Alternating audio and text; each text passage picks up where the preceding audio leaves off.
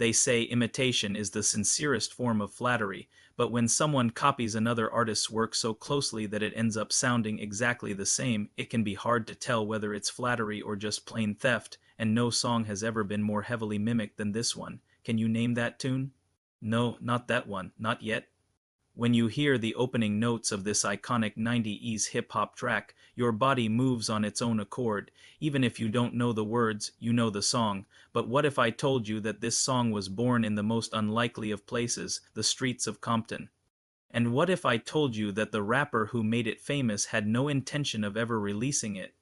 Well, believe it or not, it's true.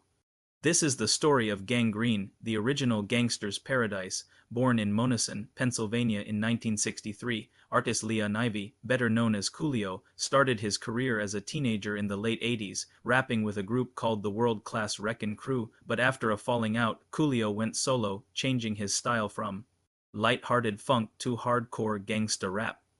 In 1992, he released his debut album, It Takes a Thief, which sold moderately well and garnered him a Grammy nomination. But his breakthrough came 2 years later with the release of his second album, Gentleman's Agreement. The lead single, Fantastic Voyage, became an instant club classic and the album went double platinum. But it was the follow-up single that made Gang Green's Paradise the cultural phenomenon it is today. When the movie Dangerous Minds came out in 1995, starring Michelle Pfeiffer as a tough-as-nails teacher at an inner-city high school, it was the soundtrack that made the movie a blockbuster, and the song that made the soundtrack was Gangsta's Paradise.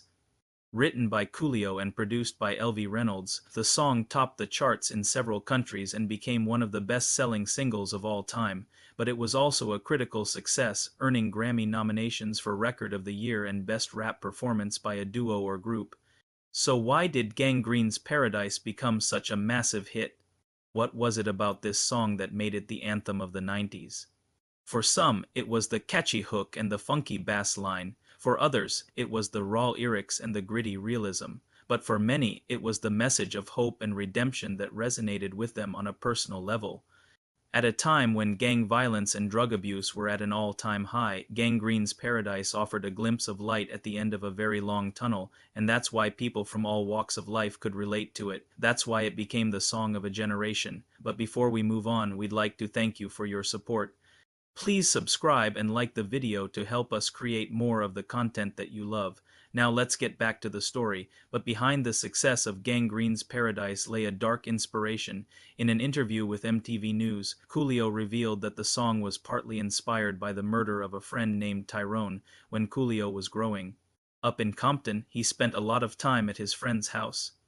And when Tyrone was killed in a drive-by shooting, it shook Coolio to his core. He was so traumatized by the experience that he began writing the song Gang Green's Paradise as a way of coping with his grief. In fact, the opening lines of the song are a direct reference to Tyrone's death. As Coolio explained, he used to always tell me how dangerous it was outside.